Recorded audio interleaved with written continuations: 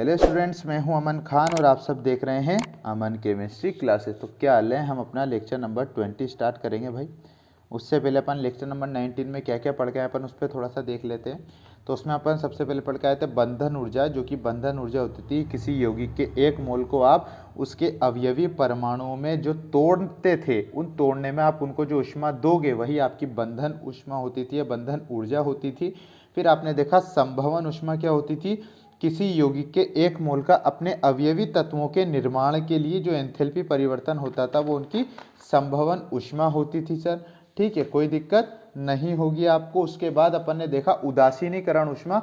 उदासीनीकरण ऊष्मा बोले तो अपन बताते थे उदासीनीकरण, जब आप अम्ल को किसी क्षार से उदासीन कर देते थे, किसी अम्ल को किसी क्षार से न्यूट्रल कर देते थे, तो जो ऊष्मा परिवर्तन होता था या जो ऊष्मा बाहर निकलती थी, ठीक है सर, उसको आप उदासीनीकरण ऊष्मा कहते थे। इसकी डेफिनेशन अपन ने कैसे दी थी, 1 ग्राम तुल्यांक अम्ल को 1 ग्राम तुल्यांक क्षार से पूर्णतः उदासीन करने पर निकलने वाली ऊष्मा को उदासीनीकरण ऊष्मा कहते थे। फिर अपन ने एक स्टार पॉइंट लिखा था प्रबल अम्ल एवं प्रबल क्षार को जब आप उदासीन करते थे तो उदासीनीकरण ऊष्मा का मान कितना होता था, 13.6। दो मान पड़े थे, एक तो कैलोरी के अंदर था 13.67 किलो कैलोरीज, ठीक है सर, और एक दूसरा मान था जो कि आपका जूल में था, कितना था सर वो, 57.26 किलो जूल में था। ठीक है सर, ये कब होते थे अपने मान ऊष्मा के, जब आप उदासीनीकरण ऊष्मा निकालते थे, जब आप 1 ग्राम तुल्यांक अम्ल को 1 ग्राम तुल्यांक क्षार से उदासीन कर देते तो कैलोरी में ये वैल्यू आती थी, जूल में ये वैल्यू आती थी। ठीक सर, उसके बाद अपन ने एक क्वेश्चन दिखा दहन ऊष्मा। तो किसी पदार्थ के 1 मोल, पदार्थ की वैल्यू आप 1 मोल लोगे, उसको आप पूर्णतः जला दोगे, पूर्णतः दहन कर दोगे, तो एंथैल्पी परिवर्तन को ही दहन ऊष्मा कहते थे। ठीक है, सिंपल डेफिनेशन थी। उसके बाद अपन अपने नए क्वेश्चन की तरफ, नए टॉपिक की तरफ चले थे, ऊष्मागतिकी का द्वितीय नियम, सेकेंड लॉ ऑफ थर्मोडायनेमिक्स। ठीक है, किसने दिया था, क्लोसियस नामक वैज्ञानिक ने प्रतिपादित किया था। निम्न स्टार पॉइंट पढ़े थे, सभी स्वतः प्रकर्म अनुत्क्रमणीय प्रकर्म होते हैं, स्वतः प्रकर्मों के कारण ही ब्रह्मांड की एंट्रोपी लगातार बढ़ रही है। ठीक है सर, अब स्वतः प्रकर्म क्या होते हैं मैंने आपको बताया था, अपने अगले आने वाले लेक्चरों में स्वतः प्रकर्म को अच्छी तरह से समझाया जाएगा। ठीक है, किसी भी एक ऐसी स्वचालित मशीन का निर्माण करना संभव नहीं है जो बिना बाह्य स्रोत को यूज किए, जो बिना बाह्य स्रोत से ऊर्जा ग्रहण किए आपको क्या दे सके, ऊष्मा का प्रवाह निम्न ताप से उच्च ताप की ओर दे सके। आपको ऐसी कोई मशीन का निर्माण नहीं कर सकते जो बाहर से कुछ ऊर्जा नहीं ले रही फिर भी आपको ऊष्मा दे रही है, तो ऐसा तो नहीं हो सकता। जादू थोड़ी है भाई, जादू नहीं है, ये तो साइंस है। ठीक है सर, फिर अपन ने द्वितीय नियम का गणितीय स्वरूप देखा, उसमें अल्प परिवर्तन के आधार पर अपन ने फॉर्मूला निकाला, ds बराबर dq reverse upon capital T। ठीक सर, ds का मतलब होता था एंट्रोपी में परिवर्तन, अल्प परिवर्तन, स्मॉल डी आती अल्प परिवर्तन, और इसका dq बाई dt का क्या मतलब था सर, क्या था dq बाई dt का मतलब, इसका मतलब था तंत्र द्वारा उत्क्रमणीय ढंग से, रिवर्स मतलब क्या होता है, रिवर्स। अब यहां पर समझने की जरूरत है, एक रिएक्शन दी मैंने A+B जो दोनों डायरेक्शन में हो रही है, आपको COD दे रही है। मैंने आपको बताया था ए से तीर के निशान को उत्क्रमणीय बोला जाता है, AB से CD बनेगा, CD से वापस AB बना सकते हो, इसे आप उत्क्रमणीय बोलते थे। ठीक सर, तो DS का मतलब हो गया, क्या हो गया, एंट्रोपी में अल्प परिवर्तन। dq बाई T का मतलब होता है तंत्र द्वारा, यह रिवर्स लिख रहा है, उत्क्रमणीय ढंग से, ध्यान रखना, तंत्र द्वारा उत्क्रमणीय ढंग से T केल्विन ताप पर अवशोषित ऊष्मा। बड़ा इंपॉर्टेंट है भाई, इसका मीनिंग बच्चे भूल जाते हैं, क्या है, ध्यान रखना, तंत्र द्वारा उत्क्रमणीय, रिवर्स का मतलब उत्क्रमणीय ढंग से T केल्विन ताप पर अवशोषित ऊष्मा होती थी। फिर अपन ने नया इसका स्वरूप देखा था परिमित परिवर्तन के लिए, तो हमने क्या देखा, डेल्टा S बराबर Q अपॉन T देखा था। ठीक है, ये परिमित परिवर्तन के लिए, ये अल्प परिवर्तन के लिए द्वितीय नियम। तो आपको ये अपन ने लेक्चर नंबर 19 क्या कर लिया भाई, पूरा रिवाइज हो गया अपना। ठीक है सर, अपन चलेंगे अब लेक्चर नंबर 20 की तरफ। अब लेक्चर नंबर 20 की तरफ चलने से पहले कुछ एक बातें आप ध्यान रखना भाई, कुछ एक अपन टर्म जो यूज करेंगे वो इंग्लिश में होगी, तो डेल्टा S, जहां भी आपको डेल्टा S, ये तो आप जानते हो, एस का मतलब तो क्या होता है, एंट्रोपी होता है, डेल्टा का मतलब चेंज, परिवर्तन कितना हो रहा है। मैं लिख देता हूं इसके नीचे, SYS, ठीक है सर। जहां भी आपको डेल्टा एस के नीचे SYS देखने के लिए मिले, ठीक है सर, SYS देखने के लिए मिले, इसको फुल फॉर्म क्या है सर इसकी? सिस्टम। मैंने सिस्टम को शॉर्ट फॉर्म में SYS लिख दिया, सिस्टम को आप क्या बोलते हो? तंत्र बोलते हो, ठीक है। समझ जाना ये किसके में परिवर्तन हो रहा है? तंत्र की एंट्रोपी है। अगर आपको ऐसा कुछ देखने के लिए मिल जाए तो कोई पूछ ले बेटा ये SYS क्यों लिखा आपने, हम ये तो जानते हैं कि आपको एस का मतलब एंट्रोपी और झोंपड़ी का मतलब परिवर्तन, एंट्रोपी में परिवर्तन हो रहा है, लेकिन किसकी एंट्रोपी में परिवर्तन हो रहा है बच्चा पार्टी, ये तो बता दो, तो हम उससे बोल सकें कि सर यहाँ पर SYS बोले तो सिस्टम, सिस्टम बोले तो तंत्र, तंत्र की एंट्रोपी में परिवर्तन, ठीक सर। दूसरा पद आपको ले देखने के लिए मिल जाए डेल्टा एस सराउंडिंग,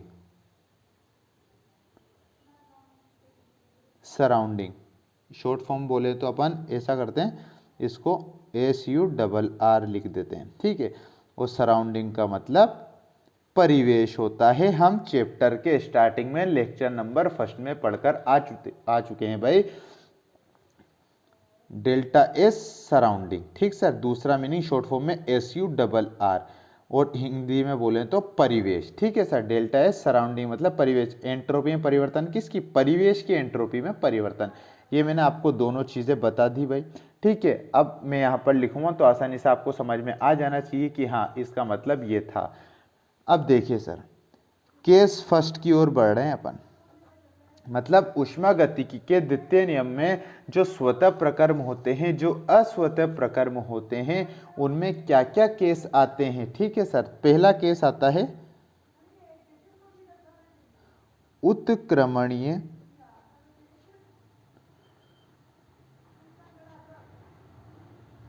प्रकर्म में, उत्क्रमणीय प्रकर्म में, ठीक है सर, कोई दिक्कत तो नहीं है।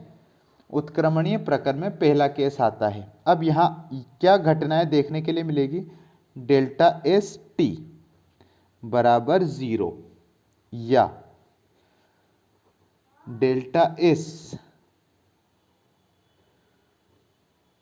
यूनिवर्स बराबर 0। सर ये यूनिवर्स क्या है? तो बेटा यूनिवर्स, यूनिवर्स को क्या बोला जाता है? हमारे 8वीं क्लास का बच्चा बता देगा जो अंग्रेजी मीडियम में पढ़ता होगा। सर यूनिवर्स को तो क्या बोलते हैं? ब्रह्मांड। पूरा ब्रह्मांड आ गया इसमें, पूरा विश्व आ गया। यूनिवर्स क्या है सर? पूरा ब्रह्मांड आ चुका है अपना, ठीक है। जब उत्क्रमणीय प्रकर्म होगा किसके अंदर? ऊष्मागतिकी के अंदर उत्क्रमणीय प्रकर्म होगा तो डेल्टा एस टी बराबर 0 होगा और डेल्टा एस ब्रह्मांड यूनिवर्स बराबर भी 0 होगा। इसका मीनिंग अर्थ क्या निष्कर्ष निकला?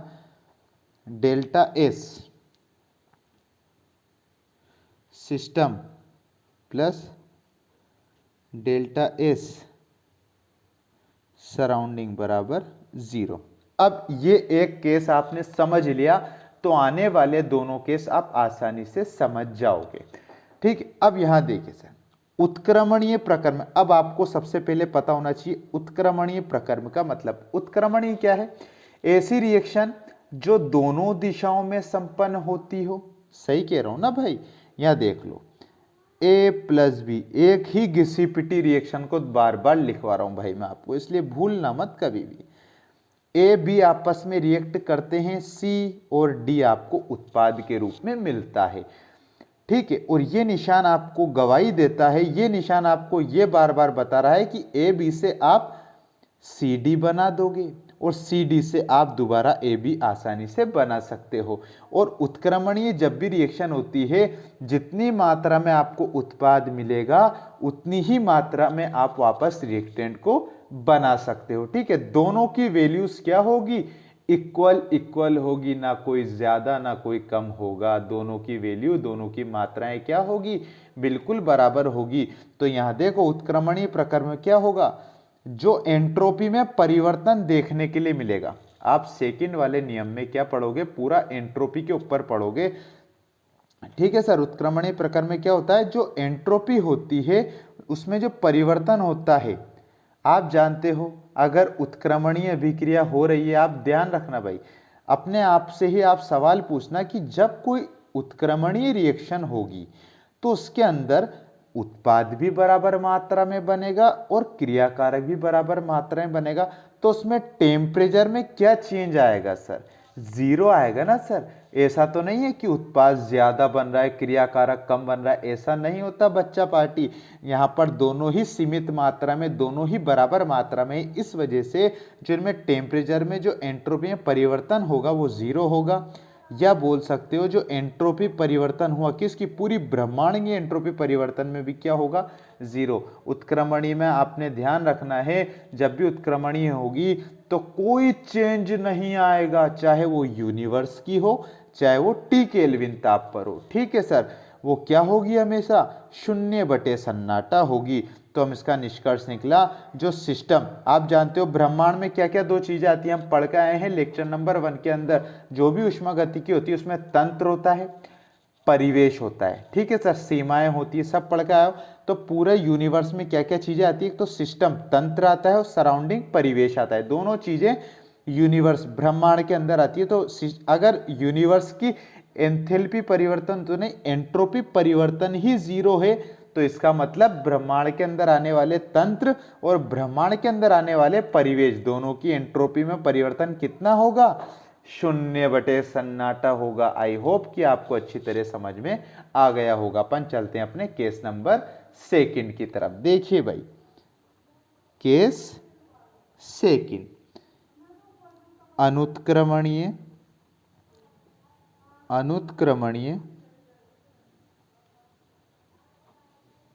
प्रकर्म में। ठीक है सर, अनुत्क्रमणीय प्रकर्म में पहला आता है इसमें स्वतः प्रकर्म। ठीक है सर, अनुत्क्रमणीय प्रकर्म होगा। अनुत्क्रमणीय का मतलब क्या, ऐसी रिएक्शन जो केवल एक ही दिशा में संपन्न होती है। ये भी लिख लो भाई, बुरा मान जाओ एक तो तुम। ठीक है सर, ठीक है, ऐसी रिएक्शन जो केवल एक ही दिशा में होगी। आप क्रियाकारक से उत्पाद तो बना सकते हो, लेकिन उत्पाद से क्रियाकारक दोबारा नहीं बना सकते। ठीक है सर, अनुत्क्रमणीय प्रकर्म होता है। अब अनुत्क्रमणीय प्रकर्म में कौन कौन सी घटनाएं देखने के लिए मिलेगी, दो। एक तो स्वतः प्रकर्म होंगे और एक अस्वतः प्रकर्म होंगे। अब स्वतः प्रकर्म में क्या होता है, ध्यान रखना भाई, जब यहां पर स्वतः प्रकर्म आपको देखने के लिए मिल जाए तो अनुत्क्रमणीय प्रकर्म के अंदर, तो आप ध्यान रखना डेल्टा एस टी की वैल्यू किससे ज्यादा होगी, जीरो से ज्यादा होगी। या डेल्टा एस क्या आता है भाई, यूनिवर्स आता है। पहले अपन क्या लिखेंगे, यूनिवर्स लिखेंगे। ठीक है सर, यूनिवर्स, इसकी वैल्यू भी किससे होगी, जीरो से ज्यादा होगी। मतलब जो एंट्रोपी में परिवर्तन होगा जिस टेम्परेचर पर होगा, उसमें एंट्रोपी किससे ज्यादा होगी, जीरो से ज्यादा होगी। इसका मतलब एंट्रोपी ज्यादा है तो पूरे ब्रह्मांड की, पूरे यूनिवर्स की एंट्रोपी किससे ज्यादा है, जीरो से ज्यादा देखने के लिए आपको मिलेगी। फिर आप जानते हो यूनिवर्स के अंदर क्या क्या आते हैं, एक तो डेल्टा एस सिस्टम की आ जाती है भाई, प्लस जो एंट्रोपी परिवर्तन किसकी, सराउंडिंग, बोले तो परिवेश, इनकी वैल्यू भी क्या होगी, जीरो से ज्यादा होगी।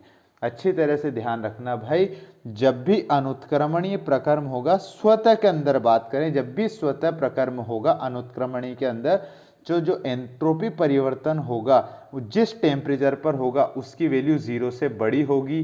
ठीक है, और इसका मतलब जीरो से बड़ी है तो पूरे यूनिवर्स की जीरो से बड़ी होगी। अगर यूनिवर्स की जीरो से बड़ी हो रही है एंट्रोपी में परिवर्तन, तो यूनिवर्स में कौन कौन आता है, एक तो सिस्टम आता है और एक सराउंडिंग, मतलब तंत्र और परिवेश दोनों आते हैं। तो उनकी वैल्यू भी किससे, जीरो से बड़ी होगी।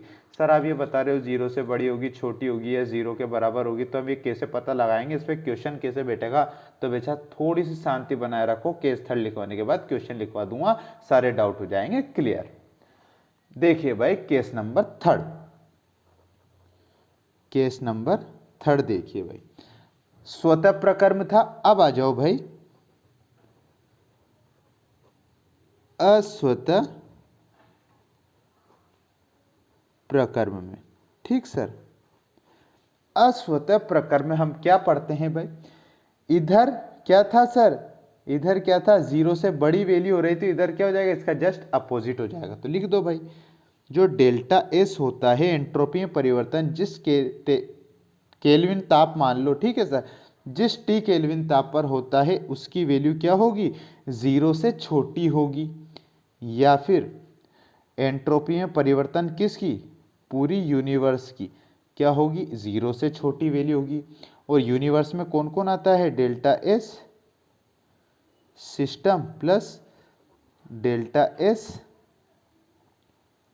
सराउंडिंग, दोनों की वैल्यू 0 से छोटी होगी। ठीक है सर, ये तीनों केस मैंने आपको लिखवा दिए। अब सर इन पे क्वेश्चन किस प्रकार से बैठता है, कैसे हम बताएंगे कि स्वतः प्रकर्म होगा या डेल्टा एस के कैसे मान हम बताएंगे, क्वेश्चन किस प्रकार से बैठता है इस पे, तो बेटा लिखो क्वेश्चन इसी बात पे।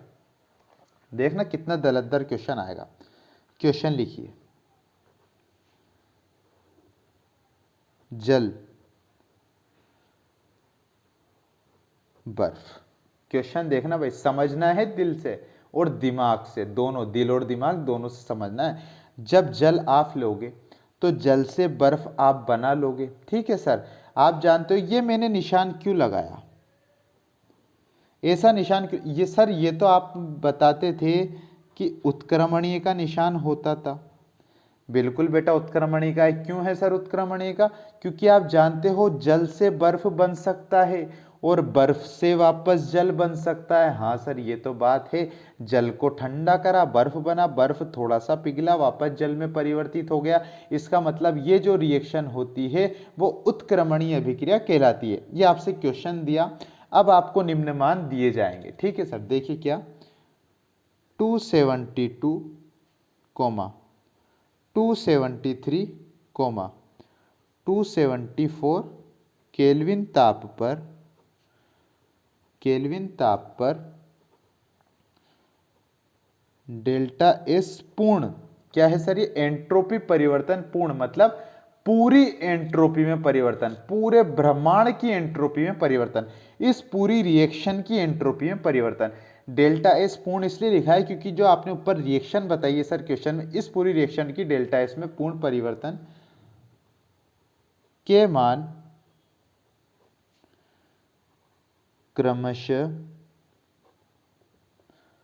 क्रमशः कितने हैं, plus 0.08, 0, minus 0.08 joule kelvin inverse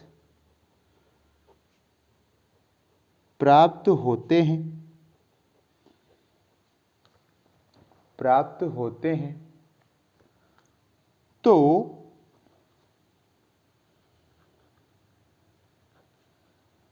निम्न प्रश्नों के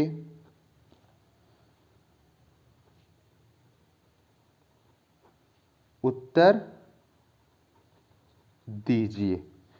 तो निम्न प्रश्नों के उत्तर दीजिए। ठीक सर, कोई दिक्कत नहीं होनी चाहिए आपको। क्वेश्चन समझिए भाई एक बार और, जब आप जल से बर्फ बनाते हो तो जो रिएक्शन आपको देखने के लिए मिलती है वो होती है आपकी उत्क्रमणीय रिएक्शन। इसका मतलब जल से बर्फ बनता है, बर्फ से वापस आप जल का निर्माण कर सकते हो।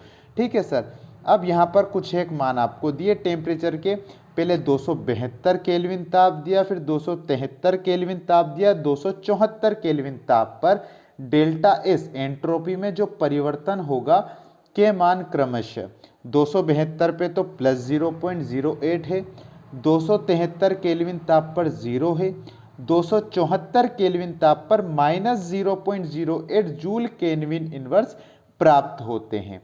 ठीक है, ये तो टेम्परेचर के मान है और ये जो मान है ये है डेल्टा एस पूर्ण के मान, मतलब एंट्रोपी में परिवर्तन के मान है। तो निम्न प्रश्नों के उत्तर दीजिए।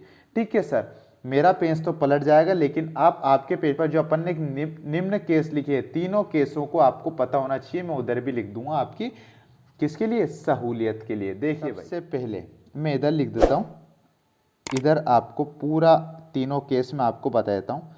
ठीक है सर, केस फर्स्ट क्या बोलता था आपसे, केस फर्स्ट बोलता था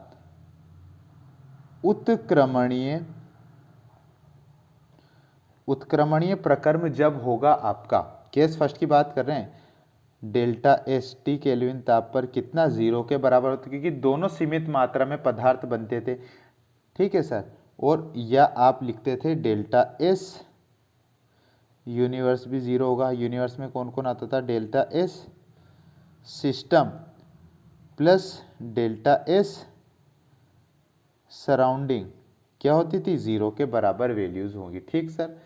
फिर हमने देखा केस सेकंड देखा, ठीक, उसमें आपने देखा अनुत्क्रमणीय प्रकर्म देखा। उसके अंदर पहला आता था स्वतः। स्वतः के अंदर आप जानते हो जब भी स्वतः होगा, मैंने आपको बताया था जब भी स्वतः देखोगे तो क्या होगा, डेल्टा एस टी की वैल्यू क्या होगी, जीरो से बड़ी होगी, जीरो से बड़ी होगी, ध्यान रखना। और डेल्टा एस यूनिवर्स की वैल्यू भी क्या होगी, जीरो से बड़ी होगी। ठीक।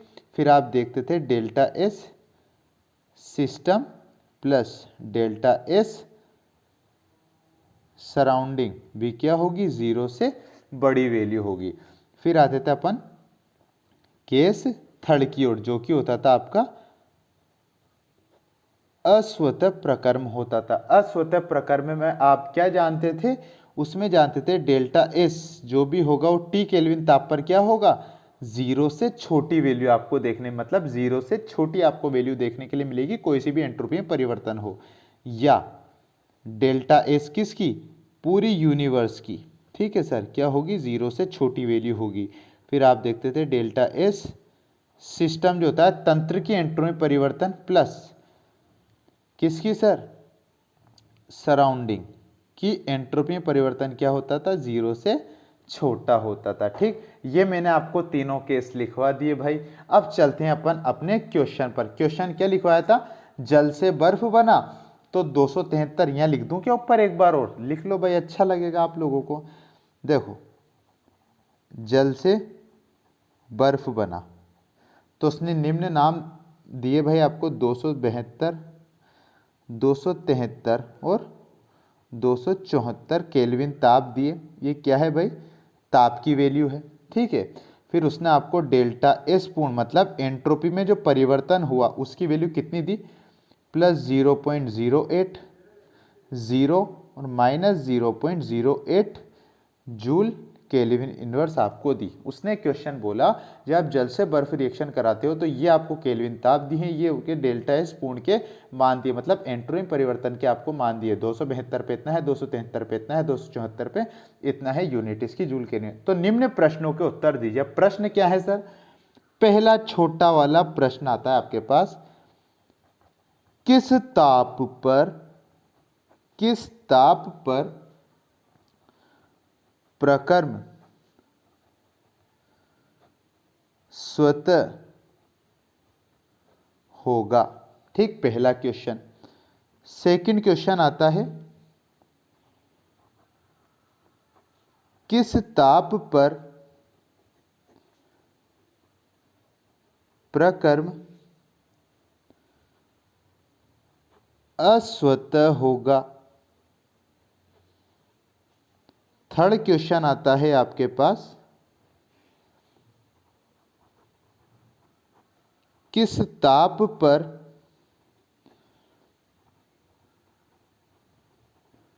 साम्यावस्था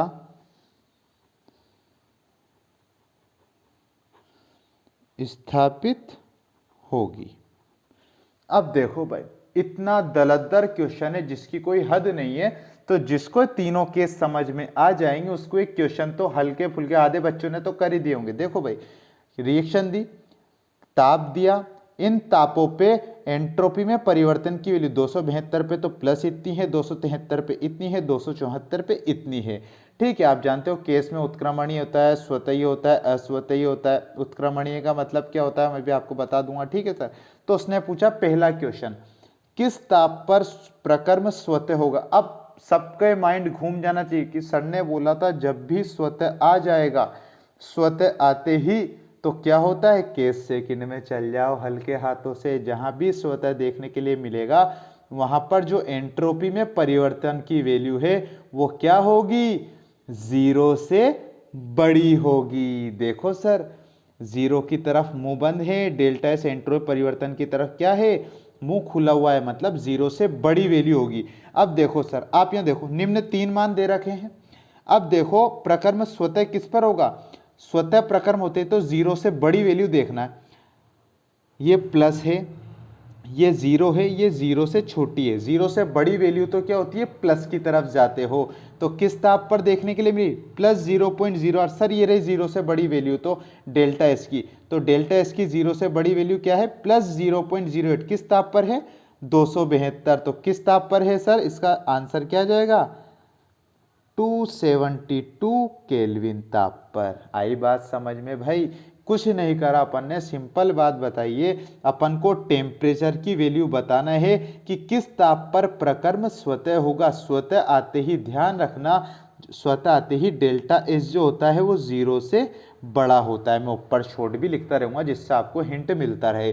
स्वतः का मतलब होता है एंट्रोपी में परिवर्तन जो होता है उसकी वैल्यू 0 से बड़ी होती। अब क्वेश्चन में आपको दोनों वैल्यूज दे रखे, डेल्टा एस पूर्ण का मान देख लो ना, 0 से बड़ा कहाँ है, ये तो माइनस है, तो माइनस तो 0 से छोटा होता है, और ये खुद 0 है, तो 0 से बड़ा कहाँ दिख रहा है, प्लस 0.08। तो प्लस 0.08 किसका मान है, 272 का, तो 272 अपन ने आंसर लिख दिया। सेकंड देखिए भाई, किस ताप पर प्रकर्म अस्वतः होगा। अस्वतः होती है आपको पता लग जाना चाहिए, डेल्टा एस की जो वैल्यू होती है वो 0 से छोटी होती है, तो 0 से छोटी तो माइनस होती है, तो माइनस की वैल्यू ये रहे जो कौन से मान पर है, 274 मान पर है। तो क्या होगा इसका आंसर, 274 केल्विन होगा। कोई दिक्कत आई क्या बच्चा पार्टी, सर मजा आ रहा है क्वेश्चन करने में। बेटा मजा तो आएगा ना यार, इतने अच्छी तरीके से समझा दिया आपको, ठीक है। थर्ड क्वेश्चन देखिए सर, किस ताप पर साम्यावस्था स्थापित होगी। साम्यावस्था मतलब ना तो बढ़ेगा ना घटेगा, साम्यावस्था बोला जाता है, उसका मीनिंग होता है जब भी उत्क्रमणीय रिएक्शन होती है तो उत्क्रमणीय में साम्यावस्था स्थापित हो जाती है। इसलिए मैंने आपको बोला था उत्क्रमणीय का मीनिंग मैं भी बता दूंगा। क्वेश्चन एग्जामिनर ऐसे क्वेश्चन घुमाता है, वो चाहता तो उत्क्रमणीय बोल सकता था, वो चाहता तो उत्क्रमणीय आपसे कह सकता था, लेकिन उसने और दिमाग लगाया, उत्क्रमणीय की जगह साम्यावस्था बोल दी। साम्यावस्था का मतलब होता है जब क्रियाकारक से प्रोडक्ट और प्रोडक्ट से रिएक्टेंट बनता है, दोनों ही सीमित मात्रा में, दोनों ही बराबर मात्रा में बनते हैं, तो दोनों बराबर हैं तो एंट्रोपी परिवर्तन हो ही नहीं सकता। तो साम्यावस्था स्थापित कब होगी, साम्यावस्था स्थापित तो ये रही सर उत्क्रमणीय। उत्क्रमणीय का मतलब 0 के बराबर होती है, तो डेल्टा एस का 0 का मान किस टेम्परेचर पर है, 273 केल्विन ताप पर। ऐसे क्वेश्चन देखने के लिए मिलते हैं भाई, जो दलत दर क्वेश्चन रहते हैं सर। ये अपना आज का लेक्चर नंबर 20 भी कंप्लीट हो गया। आई होप को आपको वीडियो अच्छी लगी हो। अगर आपको वीडियो अच्छी लगी हो तो लाइक करें, शेयर करें और कमेंट कर दिया करो भाई। हमारे चैनल को सब्सक्राइब कर देना, बेल आइकन को प्रेस कर देना, जिससे हमारे आने वाली वीडियो की नोटिफिकेशन आप तक आसानी से आ सके।